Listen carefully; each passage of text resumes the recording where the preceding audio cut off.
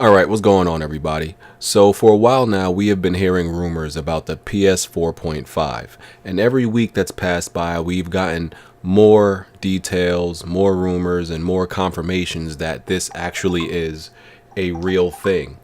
Now we have some leak specs about the PS4.5, also now known as the PS4 Neo, which is probably just its code name. I doubt that's the actual name that's going to stick. So here are the rumored leak spec comparisons. So the original PS4 CPU is 8 Jaguar cores at 1.6 gigahertz.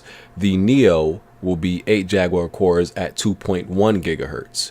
The GPU is in the original PS4 is an AMD GCN 18 CUs at 800 megahertz, and on the Neo it will be an improved AMD GCN at 36 CUs and clocks in at 911 megahertz. And finally, as far as memory goes, the current PS4 has 8 gigs of GDDR5 RAM with a 17 gigabyte per second bandwidth, and the Neo will still be 8 gigs of GDDR5 RAM with 218 gigabytes per second as far as the bandwidth goes. So what does all this technical jargon mean for those of you who really don't care?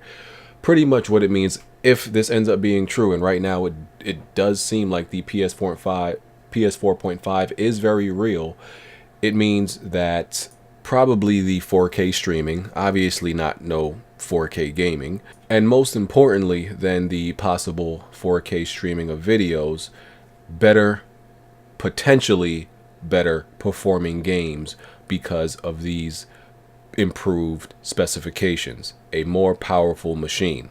Now here are the details. The good details that come after the rumored spec leaks is that this will not necessarily separate the community.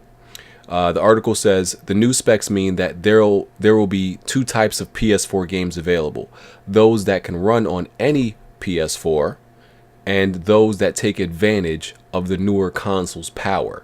Rather than divide the market, the report says that from October 2016, every single PS4 game that's released must have a base mode, which would work on older consoles, and a Neo mode for the new machines, obviously to take advantage of the new machine specifications.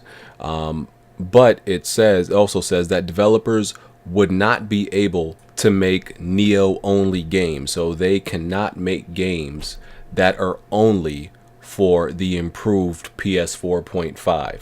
So that way the market isn't separated. People will not be cut off or limited from playing certain games because they have the weaker PS4 or the older model of the PS4.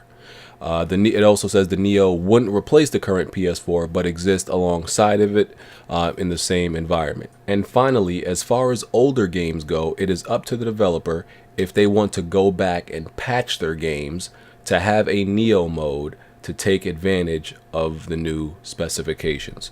So it all sounds pretty good to me, honestly. Now, some people are still gonna, be upset because there's gonna be a new PS4 out there in the wild, and they're gonna feel like, well, I already paid for a PS4, and now there's a new, better one out there. Some people may feel robbed. But one thing I actually thought about that's kind of funny is you realize that when Sony, as they do every generation, they release a slim PS4, which is the same, pretty much the same machine, just a different design of it. And nobody else, and we pay more money for it. So, nobody actually ever complained about buying the same machine with a different design for an actual increased price. Right? You get what I'm saying? Like, it's funny that people never complained about a slim version of the exact same thing. There's never any outrage about it because it was just considered normal. But now what's probably going to be a redesign and also an improved machine. Now it's an issue, I believe, because people feel like they are going to have an inferior product. It wasn't an issue because they felt like, well, everybody, even though it's a redesign of the PS4, everybody's still going to have the same machine technically. But because there's somebody out there with a better performing machine than them, that's where the real issue lies, right? Because if the issue was really that they bought this machine and there was a newer version of the machine out there, just that alone, right, then people would have been upset about, the PlayStation Slims and all of those that Sony made. But that's not the real issue for people. The real issue for people is like an inferiority thing where they're not going to have the latest build and improved model of a machine. So would I buy this PS 4.5? Yeah, probably, because I buy, all the redesigns of the PS4 anyway. I buy all the slim versions.